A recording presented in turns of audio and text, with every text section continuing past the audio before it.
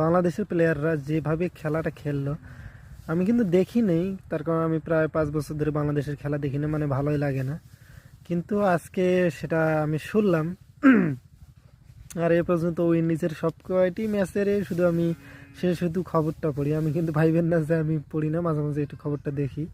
কিন্তু দেখেন, উইন্ডিজ যেখানে ওডিআইতে র্যাঙ্কিংয়ে 10 আর বাংলাদেশ হচ্ছে সম্ভবত 9। তো দেখেন সেখানে কিন্তু তারা বাংলাদেশকে হোয়াইট ওয়াশ করলো।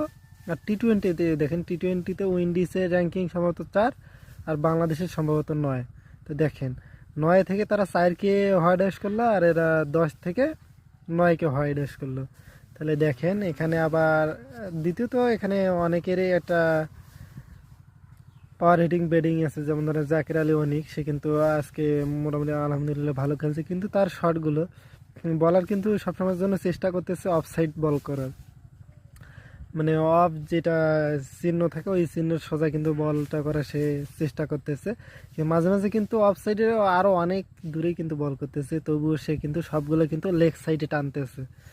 আসলে সে কিন্তু হিটিংটা ভালো, কিন্তু মনে হয় না যে তার মানে যেটা অফ সাইডের বল সেটা অফ সাইডে মারলে মানে আরও বেটার হইতো, তার কারণ তার হিটিং কিন্তু অনেক শক্তিশালী ছিল। আর অফ সাইডে যে সেটা সবসময়ের জন্য লেগে টানতেছে, সেটা মনে হয় সেটা তাকে আরও ডেভেলপ করার দরকার। তবুও সে কিন্তু আলহামদুলিল্লাহ ভালোই খেলেছে। তো দেখেন এখানে তারা কিন্তু কষ্ট করেছে, তারা সফলতা অর্জন করেছে। কিন্তু এখানে আবার একটা দ্বিতীয় ব্যাপার আছে।